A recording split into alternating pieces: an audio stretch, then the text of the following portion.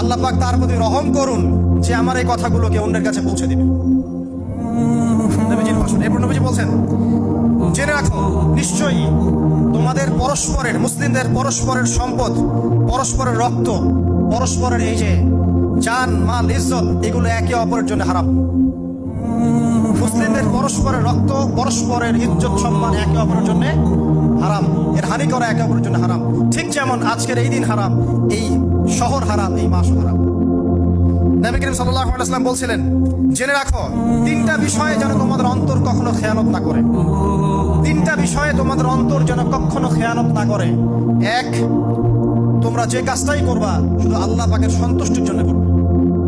তোমরা যে কাজই করবে শুধু আল্লাহর সন্তুষ্টির জন্য করবে। তোমাদের শাসক বর্গের কল্যাণ কামনা করবে। তোমাদের শাসক বর্গের কল্যাণ কামনা করবে।